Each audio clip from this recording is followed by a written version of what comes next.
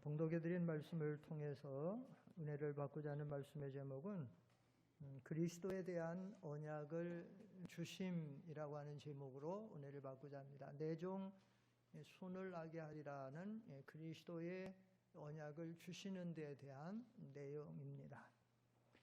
우리가 지난 2시간 동안 지난주일과 그 전주에 스가랴 3장에서 지난주일은 아름다운 옷을 입히신, 더러운 옷을 벗기고 아름다운 옷을 입히신 대해서 은혜, 전적인 그리스도의 은혜로 우리가 구원을 받은 것에 대해서 상고를 했고, 지난 주간에는 아름다운 옷을 입은 여호수아 대제사장에게 제사장의 관을 씌워주심으로 구원받은 성도들은 하나님의 사명자가 돼서 하나님의 사명을 감당하면서 살아야 되는데, 우리가 인생의 삶을 살다 보면 대제사장 여호수아가 환경과 형편에 의해서 제사장 직분을 행하는데 믿음이 해이해지고 연약해지고 또 낙심이 될 때에 제사장의 관을 씌워주셔서 새롭게 하시고 뜨겁게 하시고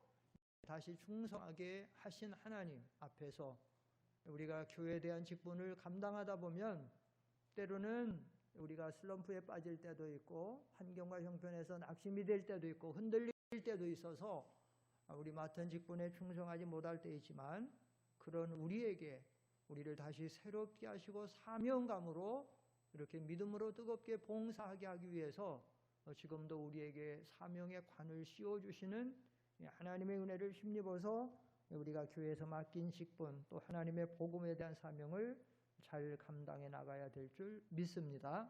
이런 우리들에게 하나님께서는 오늘 하나님이 언약을 주시는데, 그 언약은 무슨 언약인가 하면 메시아 그리스도에 대한 언약을 주시는 것입니다.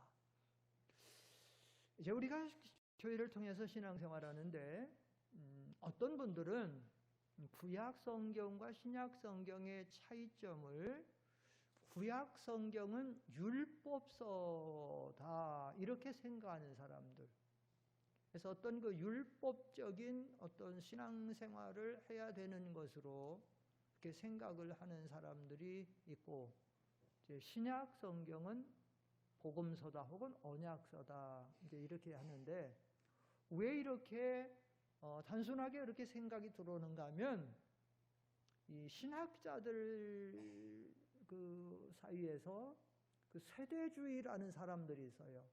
그래서 이 구원 역사를 세대별로 나눕니다.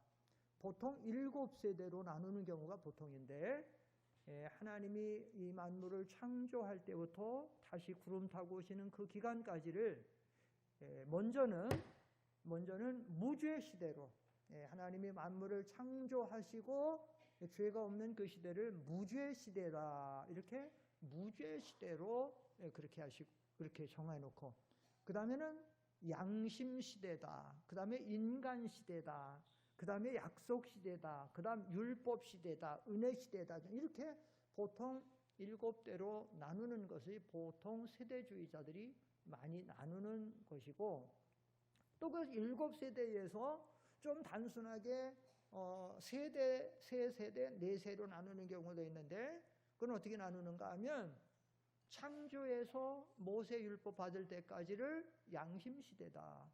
율법 말씀이 없었으니까 그 시대는 양심을 통해서 하나님 부르고 구원받은 양심 시대다.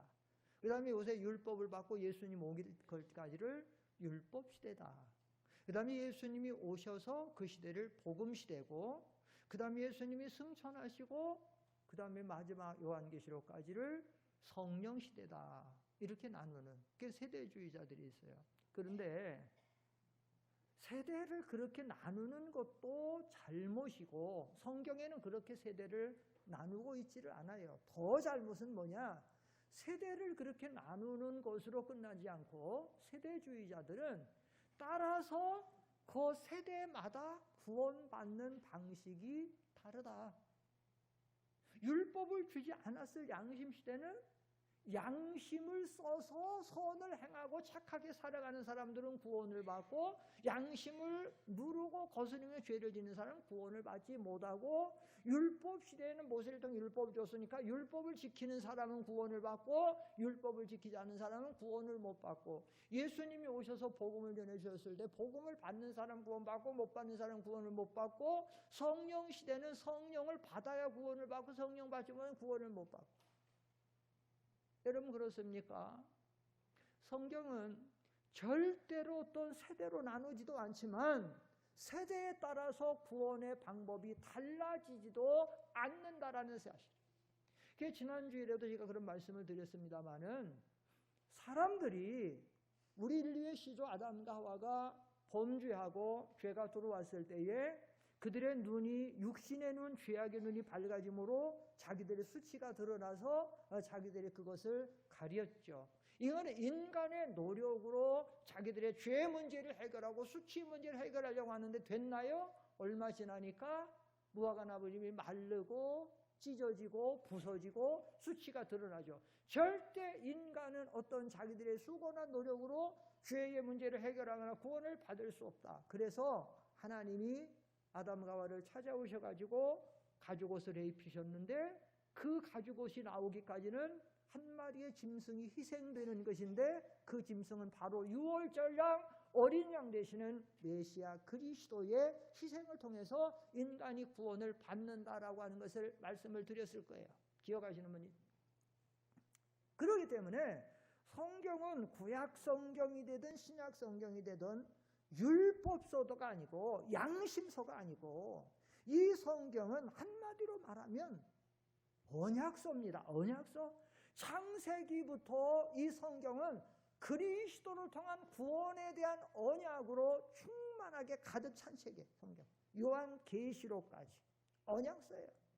그래서 우리가 그 구약 성경에 보면 아담과 하와에게 이렇게 그리스도를 통한 그 구원의 언약을 주신 하나님이, 그래서 아담과 하와의 최초의 두 아들 가인과 아벨이 이제 아버지의 뒤를 이어서 하나님을 섬기고 하나님 앞에 제사를 드렸는데, 하나님께서 가인의 제사는 받지 않고 아벨의 제사는 받으셨지요. 우리가 시골에서 어렸을 때는 이 주일학교 반사들이, 성경 깊이 못 배운 반사들이 뭐라고 가르친 적이 많은가 하면, 시골교회에서 가인은 정성을 다해서 드리지 않아서 제사를 받지 않고, 그래서 너희들 같이 막 이렇게 떠들고 그러면 제사를 받지 않는 것이고, 아벨은 정성을 다해서 드려서 제사를 받으신 거야, 이렇게 가르치는 교사들, 그렇게 까다로우니까 그렇게 얘기했는데, 그래서 가인의 제사는 정성이 없어 안 받고 아벨의 제사는 정성을 다해서 받은 것이 아니고, 성경에서 뭐라고 말하냐면, 하나님은 가인이 드린 제물과 아벨이 드린 제물에서 여호와께서 아벨과 그의 제물은 연락하셨으나 제물에 대해서 말하는데, 다시 말하면 아벨은 아버지에게 받은, 아담 아버지에게 받은 교훈대로 한 마리의 가죽옷이 입혀지기까지 희생당하는 어린 양 유월절 양이, 앞으로 그분이 오셔서 우리의 죄를 사하고 그분을 통해 구원받는다고 하는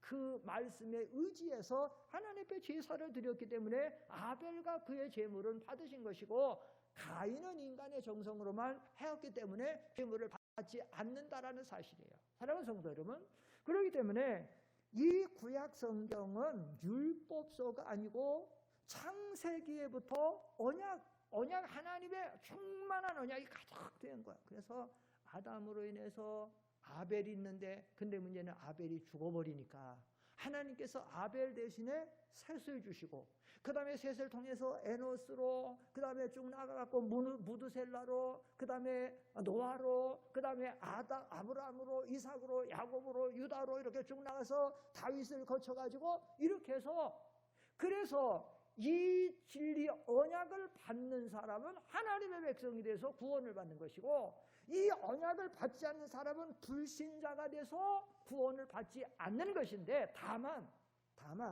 누구든지 구약 성경에는 앞으로 이 어린 양으로 상징되는 메시아 그리스도가 오실 메시아를 1000년 후에 오실는지 2000년 후에 오실는지 3000년 전에 오실는지 몰라도 앞으로 오실 이 메시아 언약의 그 메시아를 통해 구원받는 것을 믿어서 구원받은 것이고, 오늘 지금의 우리들은 2000년 전에 오신 메시아 그리스도, 그분이 우리의 죄의 수치를 가려주고 우리를 구원해 준 것을 믿음으로 구원을 받는다는 거예요. 그래서 우리가 지난번 스가랴 3장에서 지난 시간에 한 거는, 하나님께서 여호수아의 옷이 불에서 꺼낸 그슬린 나무와 같이, 여러분 불에서 막 꺼낸 나무는 어때요? 보기도 흉측하게 생기고 그거 어디다 써요? 만지면 더러워지고 만지기도 싫고, 그런 것처럼 우리 인생은, 죄 가운데 태어나는 모든 인생은 불에서 거슬린 꺼낸 나무 같아요. 그래서 이 성경을, 이 사실을 에스겔 선지자에게는 하나님이 어떻게 말씀하시고 있는가 하면, 너희들은 죄 가운데 태어났을 때 너희는 피투성이가 된 대로 버려졌다. 여러분 생각해 보세요. 배꼽줄도 자르지 못해가지고 피투성이가 엄마 피덩이가 돼서 나왔는데 그대로 버려진 거야. 탯줄도 잘라지 않아가지고 쭉 탯줄이 있는데 막 애가 막 거기서 막 발버둥 치니까 막 먼지에 티끌에 막 묻어가지고 있고, 이 온몸 피로 뒤집어 씌워가지고 있고, 모든 것에 사람들이 지나갈 때 보면 발버둥 하는데, 그래서 사람들이 다 꼽지고 하는데, 하나님께서 그를 데려다가 깨끗하게 씻기고 배꼽줄을 자르고 소금 뿌려서 정결하게 소독을 하고 그 다음에 잘 길러서 한 것처럼 그리스도께서 우리를 구원해 주셨다는 거예요. 그래서 이렇게 구원을 받은 성도들은 이제 어떻게 살아야 되느냐? 제사장의 관을 씌워줬으니까 이거는 사명의 관이다. 목사로, 장로로, 권사로, 집사로, 성가대로, 주일학교 교사로, 운전을 위해서, 식당을 위해서, 모든 기관을 위해서 봉사하며 살고, 전도하며 살고, 선교하며 살고, 하나님 구원운동에 쓰임받으며 살아라. 이것이 이 스가랴에서 우리에게 보여주신 거예요. 그리고 오늘 세 번째로 주님이 우리에게 보여주시는 또 하나의 교훈은 뭔가 하면, 그러기 때문에 그 모든 중심에는 누가 계시느냐? 메시아 그리스도가 있는데, 메시아 그리스도에 대한 언약을 하나님께서 오늘 우리에게 주신다는 거예요. 자, 여기 8절을 다 같이 읽겠습니다. 8절 오늘 본문 8절 시작.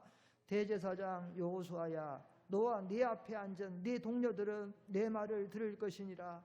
이들은 예표의 사람들이라. 내가 내 종 싹을 나게 하리라. 이렇게 말하고 있어요.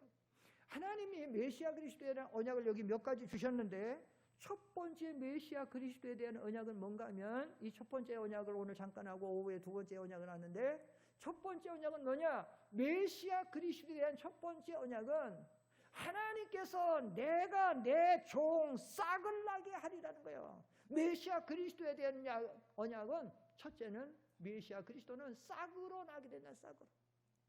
자, 좀 전에 말씀드렸습니다. 좀 전에 말씀드린 것처럼 하나님의 구원 역사는 아담을 통해서부터 이루어져 옵니다. 아담이 구원 받았느냐 못 받았느냐? 선악과 따먹었으니까 구원받지 못했습니다. 천만에 아담과 하와는 구원을 받았습니다. 하나님께서 가죽옷을 입혀셔서 그가 예수님으로 구원받은 것을 가리키는 것이고, 구원을 받아서 아담 이후에, 그 이후에 모든 아벨을 통해서, 셋을 통해서, 에노스를 통해서, 노아를 통해서, 또 에녹을 통해서 나옵니다. 아브라함, 이삭 쭉 나와요. 근데 나오다가 다윗을 통해서 가다가 이 성경을 우리가 잘 이렇게 체계적으로 배운 사람은 어느 정도 역사적인 걸 알죠. 그래서 나중에는 이스라엘이 솔로몬 아들 르호보암 왕 때 범죄를 해서 이 커다란 이스라엘이 남과 북으로 우리나라 같이 갈라지죠. 그래서 북쪽을 사마리아 이스라엘이라고 부르고 남쪽을 유다라고 불러요. 그렇게 해서 서로 나름대로 하나님을 섬기는데, 북쪽 이스라엘은 타락한 이스라엘이고 남쪽은 그래도 정통 보수라고 하는 거예요. 왜냐하면 북쪽 이스라엘은 절기도 바꾸고 제사장도 아무나 하고 또 그 성소도 아무나 하고 막 이렇게 해서 바꿔서 그랬다가, 하나님이 북쪽 이스라엘은 아수르를 보내가지고 심판해서 멸망을 시키고, 남아있던 유다는 바벨론 끌는가마를 보내가지고 바벨론이 멸망돼요. 그러니까 이스라엘과 남쪽 유다가 다 망했어요. 하나님의 구원운동의 역사가 하나의 나무와 같아서, 구원의 나무가 잘 자라나다가 범죄하고 타락해서 완전히 그것이 베어져 버린 거예요. 밤나무가 베어져 버리고 상수리 나무가 베어진 것처럼 완전히 베어버린 거야. 이때에 여러분 사탄 마귀는 어떻게 했을까요? 사탄 마귀는 쾌재를 불렀을 거예요. 야, 됐다. 이제 저 모든 그리스도의 왕국은 무너졌다. 하나님의 왕국은 무너졌다. 이제는 우리의 세상이다. 이제는 잘됐다. 우리의 세상 쾌재를 불러. 그러나 사랑하는 성도 여러분, 밤나무나 상수리나무가 잘 자라던 나무가 어느 날 잘못해서 배임을 받고 태풍에 쓰러진다라고 해도 그 밤나무나 상수리나무가 때가 되면 그 구루터기에서 새로운 싹이 올라오는 거예요. 새로운 수은이 올라오는 거예요. 그것이 여기 성경 이사야 6장에 그대로 이사야 6장 11절로 12절 한번 먼저 보세요. 자, 앞에 보시고 앞에 보세요. 다 읽으세요. 시작. 내가 이르되 주여 어느 때까지니까 하였더니 주께서 대답하시되 성읍들은 황폐하여 주민이 없으며 가옥들에는 사람이 없고 이 토지는 황폐하게 되며 여호와께서 사람들을 멀리 옮기셔서 이 땅 가운데 황폐한 곳이 많을 때까지. 이게 무슨 말인가 하면 범죄한 이스라엘 백성들을 하나님이 심판해서 원수의 손에 붙여가지고 그들의 성읍은 황폐하고 주민들은 다 죽임을 받고 남은 사람들은 다 바벨론 포로로 잡혀가고 그래가서 멀리 사람들이 옮겨갖고 이 땅이 황폐하고 이만한 거야. 이때에 사탄은 좋아한 거야. 이제 하나님 왕국, 여호와의 왕국 무너졌다. 우리의 세상이 됐다. 흑암의 왕국이 됐다는 거야. 그러나 13절 읽겠습니다. 이사야 6장 13절. 이게 중요한 거예요. 13절이 시작. 그 중에 10분의 1이 아직 남아있을지라도 이것도 황폐하게 될 것이나 밤나무 상수리나무가 배임을 당하여도 그 구루터기는 남아있는 것 같이 거룩한 씨가 이 땅의 구루터기니라 하지니라. 배임을 받았더라도 밤나무 상수리나무가 배임을 당해서 망한 것 같고 끝난 것 같아도 그 구루터기나 남아있는 것 같이 그 거룩한 씨가 이 땅의 구루터기니라. 거기서 그 구루터기, 여러분 나무가 배임을 받았어도 요즘 가끔 가로수 같은 데 보면 막 뭐 이렇게 해서 하죠. 그런 데 보면 어때요? 그 옆에서 다시 싹이 나갔고 순이 나갔고 막 자라나는 모습을 우리가 볼 수 있는 것처럼 그리스도의 왕국이 인간들은 범죄하고 하나님의 백성들은 범죄해가지고 무너진 것 같아도 이거는 하나님의 구원운동. 하나님의 구원운동은 누가 막을 수가 없어요. 한번 열면 닫을 사람이 없고 한번 닫으면 열 사람이 없어요. 하나님이 하시는 건 이가 누굴 막을 수 있어요. 그래서 이 이사야 6장 13절을 이어서 이사야 11장으로 가면 이제 여기에 연결되는 중요한 말씀이 나와요. 이사야 11장 1절로 2절 앞에 보세요. 시작. 이새 줄기에서 한 싹이 나며 그 뿌리에서 한 가지가 나서 결실할 것이요 그의 위에 여호와의 영 곧 지혜와 총명의 영이요 모략과 재능의 영이요 지식과 여호와를 경외하는 영이 자 1절을 잘 보세요. 이새 줄기에서 뭐가 나며 그랬어요? 이새 줄기에서 한 싹이 나나. 자, 오늘 여기 8절에서 내가 내 종 싹을 나게 한다. 바로 이 싹이 이 11장 1절의 싹이에요. 이 싹은 누굴 가리켜요? 역사적으로는 이새는 다윗의 아버지라서 역사적으로는 이새 줄기 한 싹이 나는 건 다윗을 가리키고 영적으로는 다윗의 왕통을 통해서 나오는 그리스도를 가리키는 거예요. 이 싹은 제가 지난 수요일 날 설교에서도 제가 말씀을 드렸는데 여러분이 가지고 있는 성경 마태복음 1장 1절이 어떻게 되어 있어요? 아브라함과 다윗의 자손 예수 그리스도의 세계라 이렇게 되어 있어요. 따라합시다. 아브라함과 다윗의 자손 예수 그리스도의 세계라 이렇게 되어 있어요. 아브라함과 다윗의 자손 예수 그리스도의 세계라. 그냥 아브라함의 자손 예수 그리스도의 세계라 해도 되고 다윗의 자손 예수 그리스도의 세계라 해도 되는데 꼭 두 가지를 같이 넣었어요. 아브라함과 다윗의 자손 예수 그리스도의 세계다. 왜 그렇게 넣냐면 아브라함은 민족적 조상이라는 거예요. 아브라함은 갈대아우르 해서 하나님이 그 히브리 민족을 민족적으로 선택한 거예요. 그래서 이스라엘 백성들은 민족적으로 선택을 받은 거예요. 모판을 이렇게 만드는 것이 선택을 받은 것이고 다윗은 왜 거기다가 다윗을 넣냐면 다윗은 바로 유다 지파 다윗의 사자에서 한 올이 나오고 한 별이 나와서 천하를 다 구원하고 천하를 제패하고 다스릴 것 가리키는데 그 통치할 것을 가리키는 거예요. 그래서 한 싹이 나온다는 것은 메시아 그리스도에 대한 언약을 주실 때 메시아 그리스도가 다윗의 왕통에서 태어나시는데 그분이 우리의 구원자가 되고 우리를 구원하시고 하나님의 나라를 그분이 우리를 다스릴 것이다 라고 하는 것을 오늘 이 성경이 우리에게 주고 있는 거예요. 자, 사랑하는 성도 여러분, 자, 우리가 오늘 이 스가랴에서 하나님과 그 다음에 천사로 대표하는 그리스도와 그 다음에 여기 주인공 되는 대제사장 여호수아가 이렇게 등장하는데, 여러분 이 여호수아의 직분이 뭡니까? 여호수아의 직분이 뭐라 그랬죠? 예, 대제사장이라 그랬어요. 대제사장. 그때 이스라엘 백성을 인도하는 정치적인 지도자는 스룹바벨이었고, 그 다음에 그들을 인도에 올 때의 종교적인 지도자는 대제사장 여호수아였고, 돌아와서 침체에 빠지고 성전 건축이 잘 안 될 때 하나님이 일으켜서 세운 선지자는 학개와 스가랴 같은 선지자가 지금 됐는데, 그런데 여기 대제사장에게 더러운 옷을 벗기고 아름다운 옷을 입히고 제사장의 관을 씌워서 제사장의 의무를 지금 행하게 하는데, 그러나 여러분 여기 이런 말씀이 있죠. 8절을 다시 잘 보세요. 8절 제가 잘 보세요. 대제사장 여호수아야, 너와 내 앞에 앉은 네 동료들은 내 말을 들을 것이니라. 이들은 예표의 사람들이라. 너 여호수아도 그렇고 내 동료 제사장들도 그렇고 그들은 다 예표의 사람들이고, 예표라는 것은 그림자다, 상징적인 인물이다. 너희들은, 너희가 제사장이라고 해서 여호수아가 대제사장이고 여호수아의 동료들이 제사장이라고 해서 너희가 참제사장이 아닌 예표의 제사장들이고, 진짜 제사장은 바로 그 다음에 나오는 메시아 그리스도로 내가 내 종 싹을 나게 하는 그가 참된 제사장이다. 여기서 우리는 인간의 어떤 의식으로 우리가 구원을 받는 것이 아니고 오직 우리의 참된 제사장이 되시는 예수님으로만 구원받는다는 진리를 배워야 해요. 그 히브리서, 우리가 히브리서 그 6장 한번, 히브리 6장 20절 한번 보십시다. 히브리서 6장 20절에 보면 예수님을 가리켜서 뭐라고 하냐면, 앞에 보시고요. 시작. 그리로 앞서가신 예수께서 멜기세덱의 반차를 따라 영원히 대제사장이 되어 우리를 위하여 들어가셨. 여기 예수님을 히브리서 기자가 영원히 대제사장이 되신 분은 그리스도다.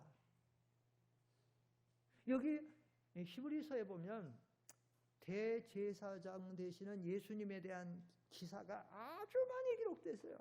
아주 많이. 그게 왜 그러느냐? 중요한 구원에 대한 교리가 거기에 있기 때문이에요. 왜 그러느냐?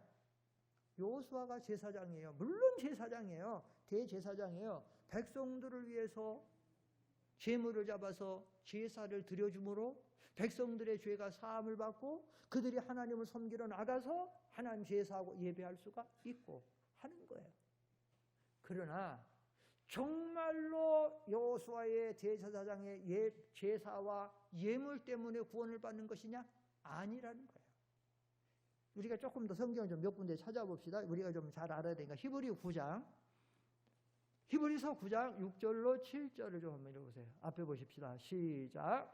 이 모든 것을 이같이 예비하였으니 제사장들이 항상 첫 장막에 들어가 섬기는 예식을 행하고, 오직 둘째 장막은 대제사장이 홀로 1년에 한 번 들어가되 자기와 백성의 허물을 위하여 드리는 피 없이는 아니하는데, 여기서 중요한 건 뭐냐?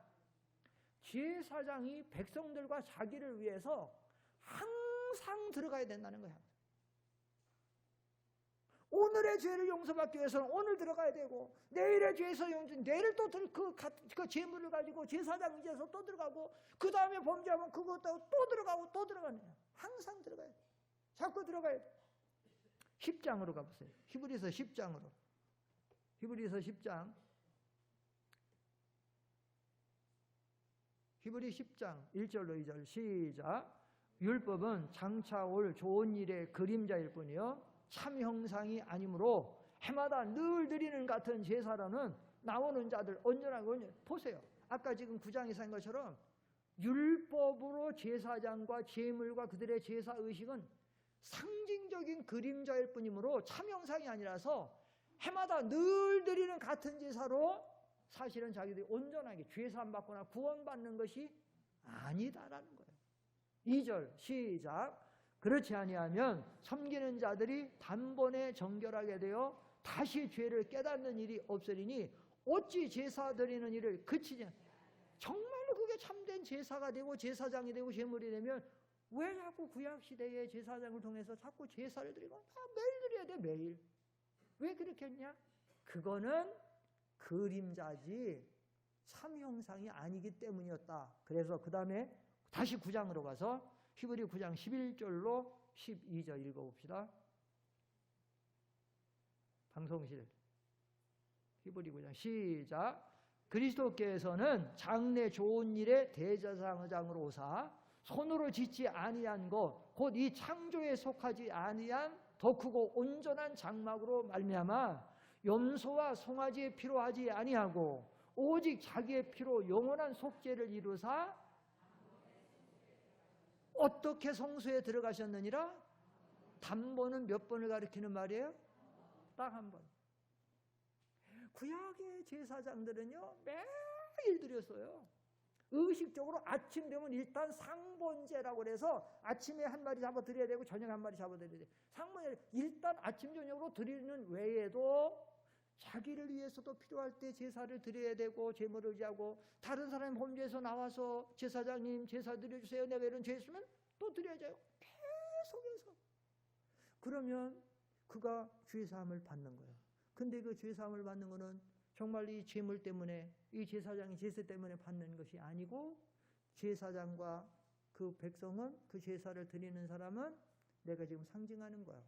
나의 지금 이 제물은 나를 위해 앞으로 희생당할 어린 양 메시아 그리스도고 이 제사 드려주는 것도 그분이 우리의 영원한 제사장이 되어서 이렇게 나의 모든 죄를 사해 줄 것이고 내가 죄사함 받고 그래 내가 용서받고 구원을 받는다 그 믿음을 가지고 제사를 드리는 건데 그래서 이제 때가 됐을 때 하나님께서 독생자 예수님 보내서 2000년 전에 오셔가지고 당신의 몸을 제물로 그리고 친히 당신이 제사장이 되셔서 십자가에서 한 번 죽으심으로 그게 참 제사예요.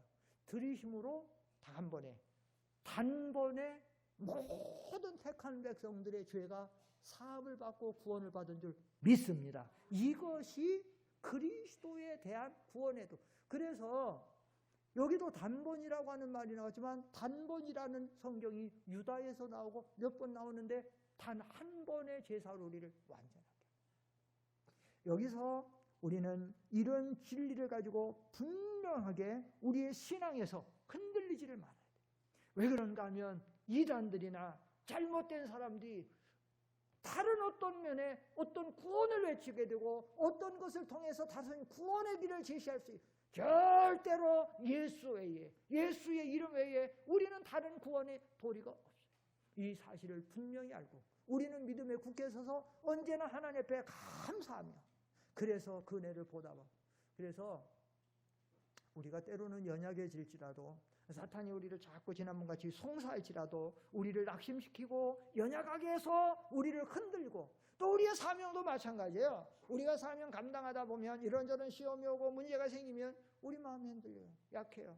시험이 제일 오게 되면 제일 먼저 신앙의 모든 것들 기도하기가 싫고 봉사하기가 싫고 더 심해지면 이제 교회 나가기 싫고 점점 그런 모습이 있는데 그럴 때에도 어린 양 예수 되시는 예수 그리스도가 나를 위해서 단번에 십자가에 못 박혀 돌아가시고 나를 위해서 죽어주심으로 내가 구원을 받고 구원이 완성된 줄 알고 힘을 내서 우리가 이 믿음의 생활을 잘 해나가야 될 줄 믿습니다. 그래서 이 두 번째 메시아 그리스도에 대한 약속은 오후 시간에 우리가 증거하도록 하겠습니다. 기도하겠습니다. 거룩하신 아버지 하나님